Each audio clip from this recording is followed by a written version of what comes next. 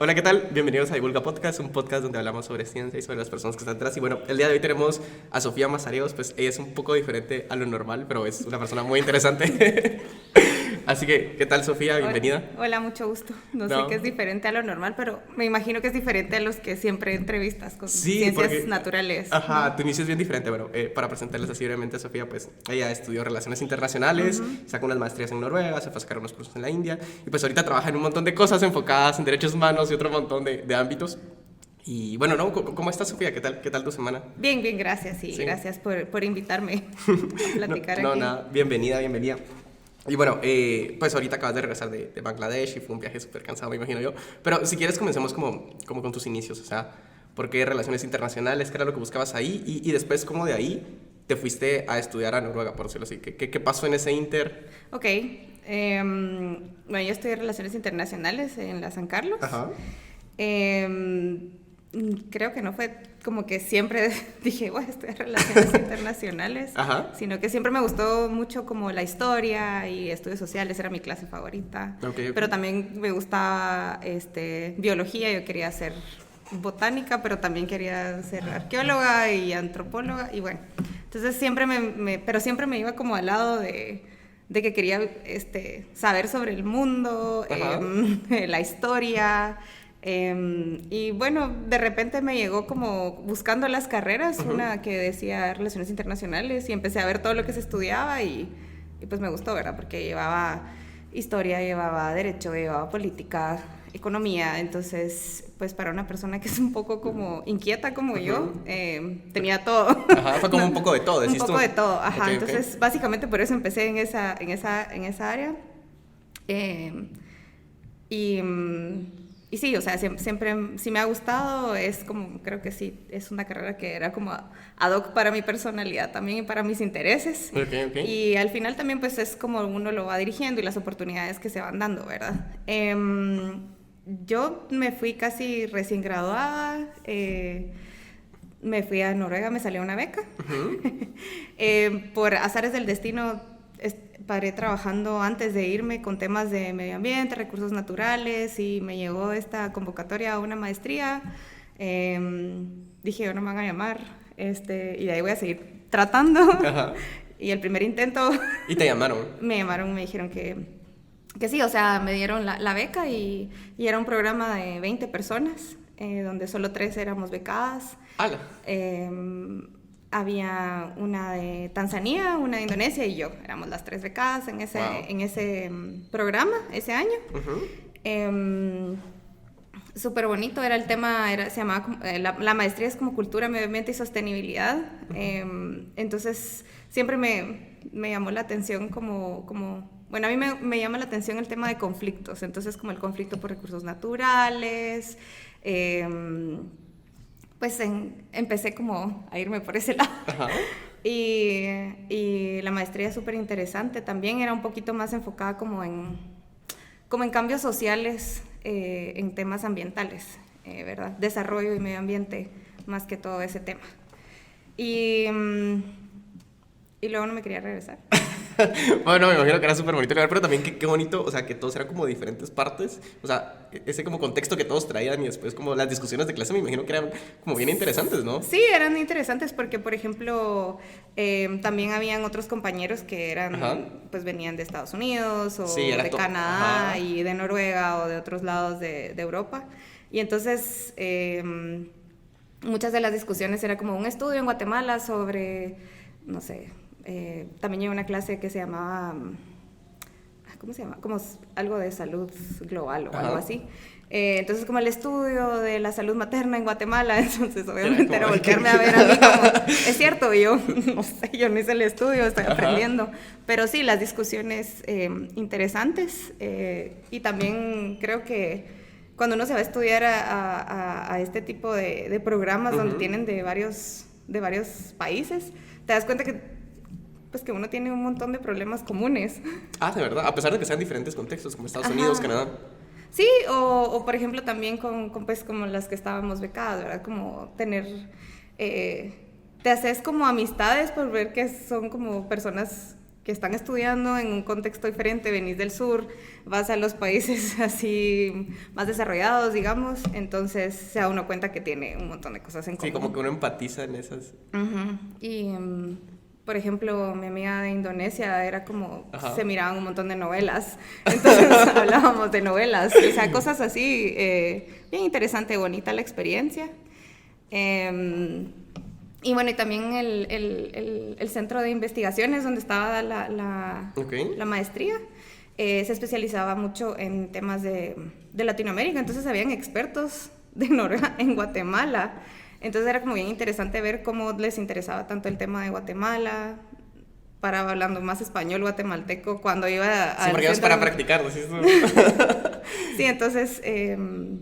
pues fue una experiencia bien bonita y entonces como no me quería regresar todavía, en Noruega la educación es gratis, digamos. O sea, la beca era más que todo para vivienda, comida y cosas por el estilo. Sí, la beca de esa maestría sí era vivienda, comida, todo eso, o sea, y paga como tu matrícula, pero es como aquí en la San Carlos, ¿verdad? ¿De verdad? Que es bien baja, y los libros y esas cosas, ¿verdad? Entonces la beca era más para vivienda que allá es gratis. Que me imagino que era lo caro, ¿no? La vivienda allá y todo eso. Sí, es bien caro. La vivienda, el estilo de vida, pero pues hay otras cosas que digamos lo compensan porque puedes caminar a todos lados, hay buen transporte público, el estilo de vida es mucho salir a caminar a la naturaleza, salir a caminar a los bosques, a los lagos, están pues los fiordos, entonces solo te sentas a ver los fiordos y ya, no quieres hacer nada más. Es como otro estilo de vida, ¿no? Que algunos gastos que tal vez hace uno aquí en Guatemala que no harías allá. No hace allá. A ver, qué interesante. ¿Y qué pasó? O sea, estando allá, ¿es que te vas también a la India? Bueno, después, pues no me quería regresar. ¿Qué pasó? ¿No te quería regresar? Sí, me imagino que no, o sea... Por ese momento estaba tranquila y feliz ahí. Y pues como la universidad es gratis, metí papeles para otra universidad, que no era la Universidad de Oslo, sino que es la universidad en un pueblito que se llama Os. Y me aceptaron en la de Relaciones Internacionales. Una maestría en Relaciones Internacionales, como más específico, dije yo, ¿verdad? Y me aceptaron, entonces igual podía trabajar medio tiempo y no sé, hice 1000 cosas de trabajo medio tiempo, de mesera.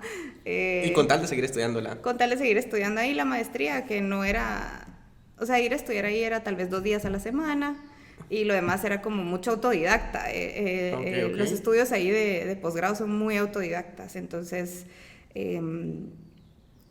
solo te dan como lineamientos los profesores y ya luego pues tú tienes que leer, escribir los papers, hacer trabajos en grupo a veces o escribir tus papers. ¿Y qué tan difícil era esto? O sea, me imagino que fue... Bueno, no sé, era como una decisión muy aventurera, ¿no? Como decir, no, yo me quedo, voy a ver si consigo trabajo, ¿no? Sí, pues sí. ¿Tenías visa de estudiante, me imagino yo? O sea, ¿qué tan difícil era? No, si te dan la visa de estudiante podías trabajar medio tiempo. Entonces, en ese momento... estaba trabajando, había conseguido, bueno, aparte que hacía como de mesera en 1000 lugares, conseguí un trabajo de medio tiempo también en Greenpeace, haciendo como recaudación de fondos, campañas, con la gente afuera, sí, bajo lluvia, bajo sol. Entonces digamos como que tenía un poquito los ingresos y entonces me quedé haciendo esa maestría. Y ahí fue donde salió la oportunidad de hacer como un curso de campo de 6 semanas en la India. Y era para 15 estudiantes y becaban a 5. A las 5 que no fuéramos de Noruega. Entonces... Ahí está. Sí, porque las noruegas tenían que pagarlo, pero ellas tienen sus préstamos estudiantiles y todo. Entonces... pues sí me becaron para ir a ese curso. Entonces iba también otra chica de Irán, una de Tailandia, una de Rumania y una de Rusia, creo que era la otra becada. ¿Y cómo fue? O sea, me imagino que estar en Noruega, tener ese contexto de toda Noruega, pasarte a la India, ¿cómo fue? Fue como... Pues yo feliz, o sea, a mí me encantó. Además que la gente pensaba que yo era la que llevaba todo el grupo de estudiantes y que yo era la de la India y se acercaban a hablarme así como... ¿En indio? En hindi y yo no sé.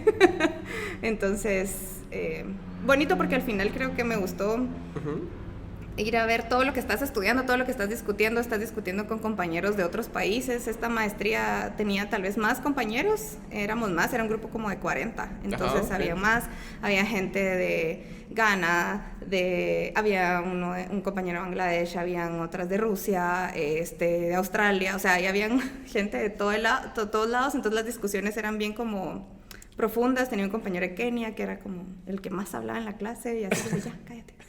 Entonces como sí... Pero qué bonito, o sea, era sí. como todo bien integral, tenías perspectivas de todos lados. Sí, eso, creo que eso es lo que más me ha gustado de estudiar esto afuera, como las perspectivas de todos y que pues la gente estaba ahí becada o ellos se pagaban sus estudios y se habían ido a estudiar ahí. Y no sé, tenía amigos de Etiopía, de la India, o sea, de lugares súper extraños, y entonces te hace ver que al final somos humanos y pasamos los mismos problemas y conectas. Entonces eso es como bien bonito. ¿Y qué pasó después? O sea, ¿qué pasó después de ese? ¿Regresaste a Noruega? ¿Y cómo fue que al final regresaste a Caguate? ¿Qué pasa en ese inter? Bueno, pues hice el curso. Hice el curso en la India con mis compañeras, que estuvo bien interesante porque nos llevaron a un montón de lugares a ver cómo funcionaban como la sociedad civil o cómo habían iniciativas de desarrollo en temas de gobernanza ambiental, también en temas de género. Entonces fue como ver otra perspectiva y realmente ver cómo todo eso que discutíamos en las clases se estaba implementando. Ese era el propósito de ese curso. Y regresé a Noruega. Y me salió una pasantía ahí también en una, pues es una iniciativa global en temas de transparencia en industrias extractivas, que tiene su secretariado ahí. Entonces necesitaban a alguien que supiera de Latinoamérica, que hablara español y que ayudara como a organizar su conferencia global que hacían cada 3 años. Ajá. Entonces me tocó organizar esa conferencia desde Noruega. Y pasaba en Perú. Sí, la vi. Pero eso fue como, bueno, eres como la persona perfecta para hacer eso. De hecho, yo metí como mi currículum porque querían una pasantía como para más temas de investigación y manejo de datos, y pues llegué como a las entrevistas y se lo dieron a un chico que estaba estudiando más como economía porque pues tenía más su perfil como casaba más, ¿verdad? Y luego me llamaron como, mira, necesitamos una pasante para todo eso, y entonces nos recordamos de ti, que hablas español, que conoces a todo el mundo y pues organizar Y bueno, al final, eso sí era presencial, fue ahí en Perú y todo. Sí, en ese sí, o sea, con esa iniciativa está... no sé ahora cuántos países tiene, pero hay un montón de como países que manejan todo el tema de recursos naturales, ¿verdad? No renovables, y que es como una auditoría de rendición de cuentas sobre cómo esos recursos van a la población. Y pues ahora ya por fin ya se están enfocando también en temas de medio ambiente, antes no se enfocaban en eso. Y entonces organizar todo eso con gente unos de Yemen, unos de Afganistán, ver cómo les conseguíamos las visas, cómo llegaban. Y ya en Perú estar ahí como organizando la conferencia, que si faltaba esto, que si... O sea, sí, fue bien interesante también conocer gente de otros países. Y ponete, también estuviste trabajando tu tesis en este tema, pero en fin, en sí, ¿cómo estamos? Me imagino que también había un representante de Guate en ese tema, o en ese entonces Guate estaba involucrada ahí. Sí, Guatemala es parte de la iniciativa, y en ese entonces sí habían, creo que llegó un viceministro y alguien de sociedad civil. Casual. Sí, es como, ay, yo soy de Guate. Y si quieres, de una vez toquemos el tema de que habíamos hablado al principio de justicia transnacional, que querías que tratáramos los acuerdos de paz y cómo han ido evolucionando estos. Bueno, pues, solo para concluir cómo paré otra vez en Guate. Sí, dale. Y ya después, terminé esa maestría, y sí, ya fue en un momento en el que fue como difícil como conseguir visa, como quedarse, trabajo. En otros países también es bien difícil encontrar como trabajos si no tienes los permisos laborales, entonces ya se volvió como muy difícil, ya no tenía visa. Entonces ya había venido a Guate y ya estaba considerando otra vez regresar. Así que pues se dieron todos, como que todo se alineó y regresé a Guate, sin trabajo, sin... Sí, como todos los que nada, se van. Sí, ajá. A volver a hacer contactos, porque pues te va uno un buen tiempo y te quedas sin contactos, y ver quién está en qué, quién se fue. Mis mejores amigos se habían ido, también estudiar afuera, entonces como que a volver a... Así como a tratar de estabilizarte, dirías Sí, tú, sí, pero- ajá. Y por eso fue que, como la iniciativa estaba aquí en Guate y yo había hecho mi pasantía allá, me dijeron como, mira, ahorita están buscando a alguien porque necesitaban a alguien que les asesorara el tema y pues ahí como paré trabajando con ese tema. Ajá. Y luego, pues, siempre me interesó el tema de conflictos, ¿verdad? No solo por recursos naturales, sino que en general. Y por azares del destino, paré trabajando ahora en una ONG con temas de proyectos internacionales, más como en el tema de justicia transicional, como en espacios post-conflicto, digamos, con las... Ajá, pero ¿qué es esto? Si quieres, empecemos Justicia con transicional. ajá, empecemos con el concepto en sí. Es como los países que han pasado por un conflicto Ajá. y salen del conflicto, por ejemplo, después de una firma de acuerdos de paz, cómo es ese proceso a transicionar a una democracia, a tener instituciones democráticas, no dictaduras, no este conflicto que ha habido. Entonces, ese es el tema, ese es como el concepto de justicia transicional. Okay. Entonces, digamos, en el caso de Guatemala sería, nosotros firmamos los acuerdos de paz después de un conflicto Intenso. de 36 Ajá. años, ajá. ¿Cómo ha sido ese proceso, verdad? Transicionar a democracia. Y hay muchos países que han pasado por ese proceso, ¿verdad? Entonces, por ejemplo, en Latinoamérica está mucho de moda el tema, también en Colombia, después de la firma de los acuerdos de paz, cómo han ido transicionando ¿Y cómo estamos? a una cultura de paz, digamos, una sociedad pacífica. ¿Y cómo estamos nosotros? O sea, desde tu perspectiva. Pues muchos que son más expertos que yo que me corrijan. No. Ajá. ¿O qué tan en serio se toma aquí el tema? Pues creo que pues tuvimos los acuerdos de paz y se fueron implementando un montón de instituciones en todo lo que se acordó, ¿verdad?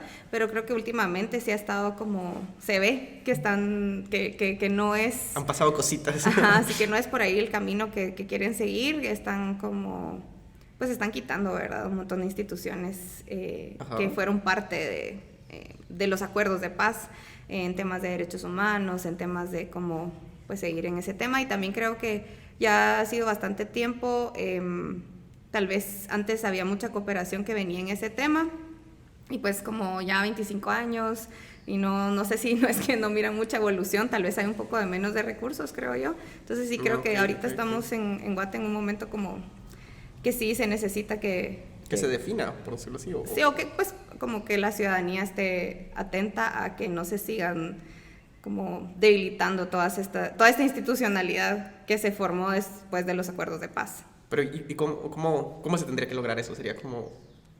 Pues obviamente también que las instituciones sigan fuertes, que no se les esté quitando el presupuesto, que no las cambien, por ejemplo, el tema de derechos humanos. Las organizaciones no gubernamentales también están sufriendo que tal vez no tienen tantos recursos y no pueden seguir con su trabajo. Sí, tal vez como que la institucionalidad se la tomen en serio. Sea verdadera, que se le asignen recursos, que no se cierren esas instituciones. Pues. Pero, y pongámosle, si quieres, planteémoslo, o sea, podrían pasar dos cosas. Una sería de que se tome en serio y que todo crezca mejor, o que se siga así como vamos. Pongámoslo, ¿cómo lo verías tú? ¿Qué pasaría si seguimos así como vamos? Pues yo creo que es como bien difícil y es como un contexto también un poco regional que está pasando también en El Salvador, en Honduras, que pues no vamos a seguir siendo una democracia o una solo democracia de mentiras, ¿no? Que deberíamos de informarnos como ciudadanos, ser más activos, organizarnos y no dejar que estas instituciones desaparezcan, que no se les asigne los recursos, que no sigan trabajando, ¿verdad? Entonces, no sé, no quisiera dar un escenario negativo, porque no me quiero deprimir, pero sí, o sea, es como un momento crítico, creo yo, que estamos ahorita, después de que se han ido como desmantelando todas esas instituciones, que los jueces se tienen que ir exiliados, o sea, sí son como muchas cosas que creo que como ciudadanía tenemos que estar bien atentos y no dejar que pasen eso, ¿verdad? Como informarnos al momento de elegir quiénes son los que nos van a representar, porque ellos son los que van a hacer estos cambios. Y pongámosle al final esto, o sea, no es que haya pasado ahorita, sino que esto viene de años, pero, o sea, ¿de quién es culpa? O simplemente no hay un culpable directo, porque, o sea, puede ser muy culpa de la sociedad, porque es como al final todos somos los responsables, si la gente no se informa, pues al final es culpa, o es culpa como de política netamente. ¿Cómo lo ves tú ahí? Yo creo que como que... ¿O no existe esa cultura en sí? Porque antes de entrar al tema de ciudadanía global, o sea, ¿será que es culpa de que no existe ese contexto? ¿Qué será? Yo creo que sí hay como mucho desconocimiento y creo que también, pues venimos de un contexto de conflicto y eso se ve en otros espacios también, en otros países, donde venimos de un contexto de conflicto en donde hablar, organizarse, alzar la voz, obviamente te significaba que o te desaparecían o te mataban, ¿verdad? Entonces, sí, bien casual. Y, por ejemplo, a mí sí me pasa que cuando yo empecé a decir, yo quiero estudiar ciencias sociales, me interesan estas cosas, yo quiero meterme en temas de política, yo quiero meter... O sea, a mi familia se le paran los pelos y es como, te van a matar, que estoy metida en esto. O sea, tienen todavía esa noción de que es peligroso eso. Claro, y tampoco es tan... No es que estén mal. tan equivocadas, creo que ahora obviamente mucho menos, pero en los 80s, 90, o sea, en los 80s cuando yo nací, que fue el contexto en el que mi mamá vivió, para ella es como no digas nada, no hables. Entonces creo que todavía tenemos un poco de eso. Siento yo, esta es mi percepción, ¿verdad? Que las nuevas generaciones no lo tienen tanto. Y tienen las redes sociales y entonces si tienen duda de algo van y lo googlean y pues se informan, ¿verdad? Y por ejemplo esto de los podcasts, así te vas educando de forma diferente. Entonces creo que eso es como por qué a veces tal vez la ciudadanía no es que esté informada, es porque venimos de esos contextos en donde pues no podías... O sea, cualquier opinión divergente te iba a costar muy caro, ¿verdad? Entonces, creo que por ahí viene esa cosa. No hay educación tampoco, ¿verdad? O sea, ¿cuántas personas podemos decir que tenemos el privilegio de estudiar en una universidad? Mucho menos de tener un posgrado y mucho menos de tener un trabajo remunerado por estos temas, ¿verdad? Entonces, si tú estás con hambre, si tú estás viendo cómo sobrevivís tu día a día, ¿cómo te va a importar? Sí, no tenés ni siquiera tiempo para pensar. Tú estás pensando en, bueno, ¿qué voy a cenar hoy? ¿Qué vas a cenar hoy? ¿Cómo voy a mantener a mi familia? Entonces, o sea, y eso no es solo exclusivo de Guate, pero es bien particular, creo yo, en Guatemala. Que pues sí, ¿verdad? Estos contextos de justicia transicional en otros países tal vez han avanzado más rápido, aunque tengan más población, y aquí pues se quedaron estancados, ¿verdad?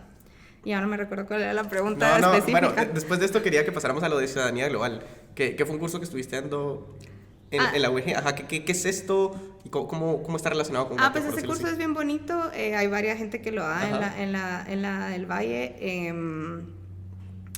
Se lo dan a todos los estudiantes y creo que es todos lo reciben. Sí, ¿De verdad? No, yo tenía los de mecatrónica, así que eran bien como... casual, así. Pero, bueno, esto está bien interesante porque me imagino que ellos que también vienen un poco técnicos y todo, es como, bueno, a mí eso... Sí, que me viene a hablar esta señora de cosas de ciencias sociales, ¿qué es esto? Pero, pues a mí me gustó un montón la experiencia, quisiera seguirlo dando, pero ahorita no he podido por cuestiones de tiempo. Pero el concepto en general... Tal vez esto de la ciudadanía que estábamos hablando, ¿verdad? De informarnos, sobre todo nosotros que tenemos el acceso a la información, ¿verdad? Y a internet y a educación, que mucha gente no lo tiene. Es como un ciudadano global está consciente de que sus acciones afectan no solo su entorno inmediato, pero también como el entorno global. Entonces, por ejemplo, si en el tema de recursos naturales, en el tema de medio ambiente, en el tema de derechos humanos, cómo uno puede tener su ámbito de acción inmediato y también como a nivel global, pues contribuir, ¿verdad? Sobre todo con el tema del calentamiento global, la pobreza, los conflictos, o sea, como informarse de todos estos temas. Entonces, sí, es como un ciudadano que no como solo... que uno se sienta responsable al final y no es como quitar esa indiferencia, por decirlo así. Sí, ¿verdad? Como tener el conocimiento básico tal vez de cómo tus acciones influyen a nivel global, ¿verdad? Y entonces, por ejemplo, como...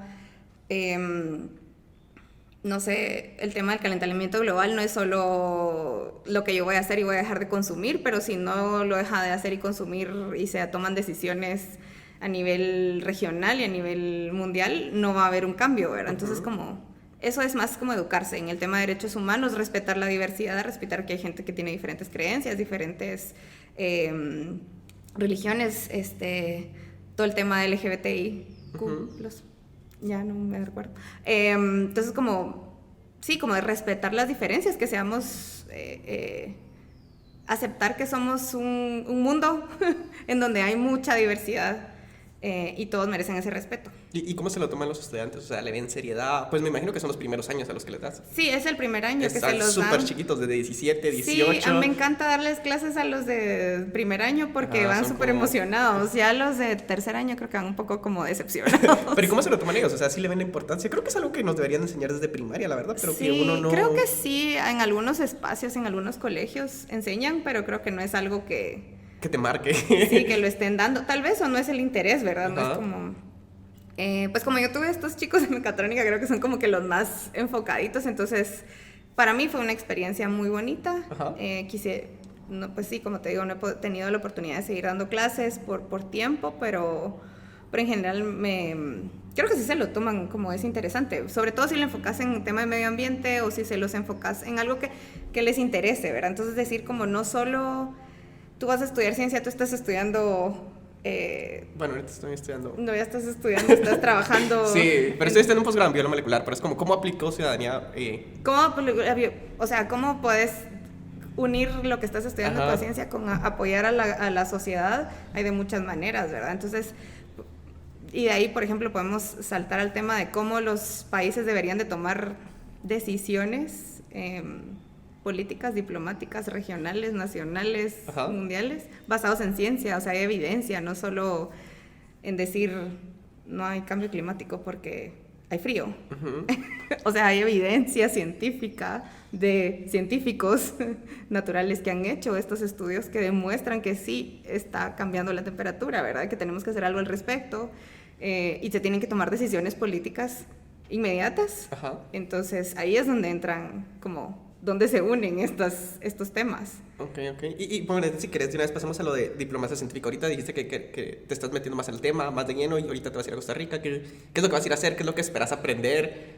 ¿Qué es en sí? Sí, pues porque empecé en el tema de la OLSD, esta organización, con el tema de diplomacia científica, y pues gracias a estar en ese espacio salió la oportunidad de ir a un curso de diplomacia científica en Costa Rica, y es sobre como ir a aprender las bases de qué es la diplomacia científica, cómo se puede colaborar a nivel regional, porque es para Centroamérica, entonces va gente de El Salvador, de Costa Rica.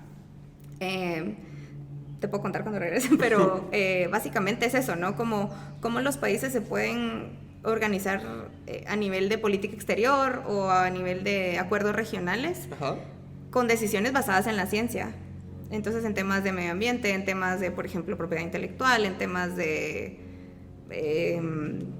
no sé, medicina, o sea, de salud. Por ejemplo, ahorita todo el tema de la pandemia creo que fue como un gran ejemplo de cómo se necesita la evidencia científica para detener ciertas cosas y cómo también lo político influyó en ciertos lugares o no, a que pues más gente está vacunada en unos lados que en otro, cómo respondieron a los sistemas de salud, ¿verdad? Entonces como tal vez lo importante aquí de diplomacia científica es ver que no está aislada una cosa de la otra, ¿verdad? Y pongámosle, bueno, ahorita te vas a meter en la diplomacia que... decís que te gusta un montón el conflicto y los derechos humanos, pero, o sea, como creo que uno llega uno a veces todavía se siente como, bueno, que tengo tantas cosas por hacer que es como elegir una es perderte de otro montón. Sí. Entonces es como... me cuesta. Es súper difícil porque mientras más opciones tenés, yo siento que es más imposible elegir, es como, ya sabes qué es lo que perdés. Entonces es como que te quieres seguir dedicando a esto del conflicto, en derechos humanos. Me gustaría mucho, y cuando lo empiezo a pensar de si tengo la capacidad, tiempo y... interés emocional para hacer un doctorado, tal vez algo relacionado siempre como el tema de derechos humanos, de conflictos y tal vez algo en tema de desarrollo sostenible. O sea, como me gustaría como estudiar cómo han ido progresando estos países post-conflicto, no solo en el tema político, no solo en el tema de derechos fundamentales, sino que también en el acceso a pues como a un desarrollo integral, ¿verdad? No solo como el progreso es cortar árboles y echar edificios, y por eso es que ya ahora somos una democracia, ¿verdad? Sino que, digamos, integrar todas estas cosas. Todavía no he llegado bien como a dónde, pero sí me gustaría por ahí por como unir todas las cosas que me gustan. Ok. Y ponete, también estuviste trabajando un poco estuviste trabajando en la cooperación internacional. Entonces, Sí. la pregunta va, ¿cómo estamos nosotros en ese tema ahorita? Hablamos un poco de que, ponete, en esta evolución de los acuerdos de paz y todo, se ha perdido un poco el financiamiento. Creo que a nivel global, Ajá. eso fue como en el 2015, 2016, hubo como una crisis en el tema de cooperación internacional, de cuántos recursos iban hacia al sur global, se le llama, ¿verdad? Así nos llaman. Ajá, al sur global. Y creo que Latinoamérica ya no es prioridad. Ya no. No es prioridad como era antes y como fue en un momento, entonces... Bueno, pero eso es preocupante porque es un montón de dinero menos. Sí, y la verdad es que eso debería de ser como, bueno, también de la institución, ¿verdad? Lo que hablábamos de la institucionalidad, o sea, un montón de responsabilidades que son del Estado, que lo cubren organismos internacionales o lo cubren organizaciones de sociedad civil con fondos de la cooperación internacional. ¿Y crees que el Estado estaba como, bueno, estaba como mal acostumbrado a eso, de que es como, sí, el dinero viene de fuera, o sea, alguien se va a hacer cargo? En general, así es en muchos lados, en donde... Se mal acostumbran. Sí, o sea, no se toma como en serio, ¿verdad? Y pues solo para que aprueben un presupuesto en el Congreso es un gran debate y no lo paran aprobando o no están los recursos.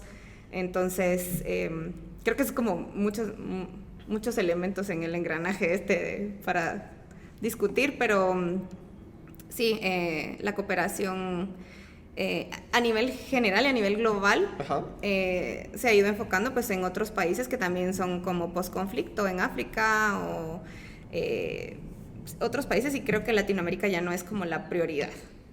Entonces sí es como ir viendo de dónde salen estos recursos, ¿verdad? Es un poco difícil. Pero, ¿y qué pasa? O sea, ¿esto es algo que debería de pasar o simplemente es como ver que sí, podemos sobrevivir así sin ser prioridad? No, es preocupante. Por ejemplo, hay muchas organizaciones de sociedad civil ahora en el tema de derechos humanos que están desfinanciadas y que eran como importantes localmente, ¿verdad? Entonces, creo que sí es preocupante que no nos prioricen. Pero al final la cooperación internacional muchas veces trabaja de la mano con los estados, ¿verdad? Con la institucionalidad, y si no hay un estado fuerte o institucional que va a manejar pues bien los fondos, también en intereses, ¿verdad? ¿Qué interés de política exterior tiene cada país que dona? Y si tal vez no tienen ya intereses en Latinoamérica, sino que sus intereses están en África porque por ahí va su política exterior. Tal vez no necesariamente también 100% es culpa de Latinoamérica, ¿verdad? Sino que de los países que dan la plata. Por ejemplo, en Estados Unidos antes mucho dinero se fue... hace un tiempo, cuando estaba Trump, se fue el tema de corrupción, ya no estaba ese dinero en tema de corrupción, y lo poco que había era para migración. Entonces ahora si ves, hay como mucha cooperación internacional en el tema de migración, para que la gente no migre, porque es un tema actual de debate que preocupa a la cooperación, o sea, donde vienen ciertos fondos, ¿verdad? Entonces, así es como más o menos cómo funciona. No sé si expliqué. Sí, pero es como bastante complejo, ¿no? Pero no sé, ¿cómo viene para nosotros? O sea, si estos fondos se van perdiendo, ¿qué va a pasar? Solo van a ir cayendo Pues sí, las organizaciones que son las que, no sé, tienen atribuciones que idealmente y deberían de ser del Estado, las están tomando otras organizaciones, la sociedad civil organizada, y si no tienen fondos, entonces ¿cómo se suplen esas necesidades? Solo se dejan de suplir. Básicas, ¿verdad? O pues están, no sé si se dejan de suplir al 100%, pero por lo menos están limitadas. Entonces sí es preocupante. Yo creo que sí es algo que nos debería preocupar en general.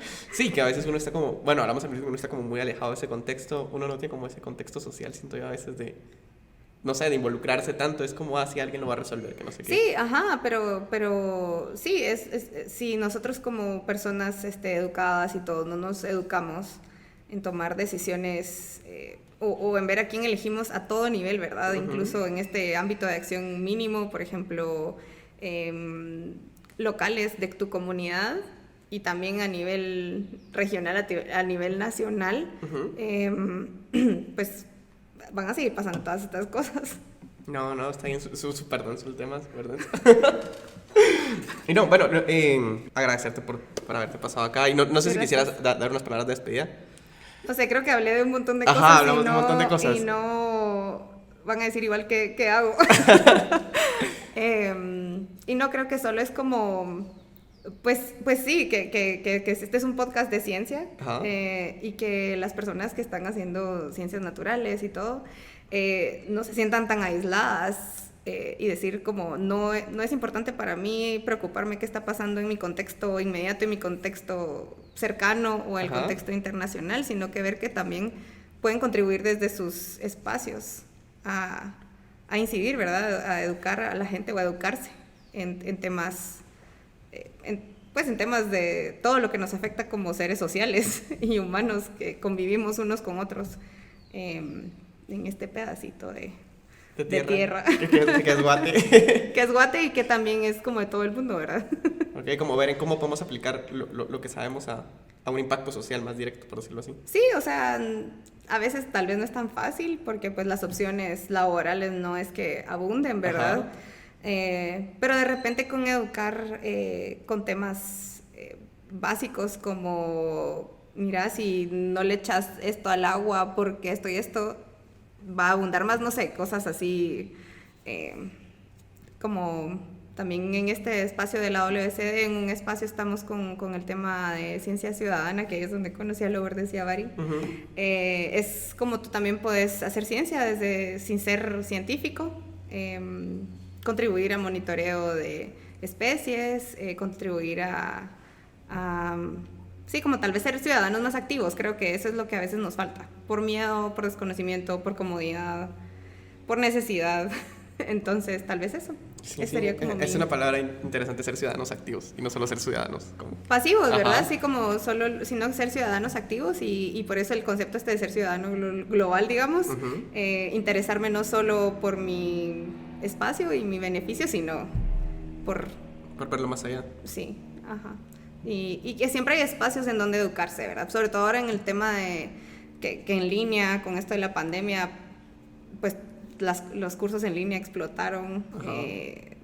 Yo estoy en unos clubes de lectura que están en México, pero yo me reúno ahí, o sea, lo puedes hacer, que antes tal vez no era algo que pensábamos. Sí, como encontrar, pues, qué te interesa y como ponerte eso de WC, que hay grupos y todo. Sí, ajá, o sea, digamos esto con la pandemia empecé a conocer gente que estaba haciendo cosas bien chileras aquí y que yo nunca hubiera pensado que tal vez lo estaban haciendo. Y entonces nos hemos ido complementando y es voluntariado, o sea, tampoco es como que... Sí, que sea retribuido.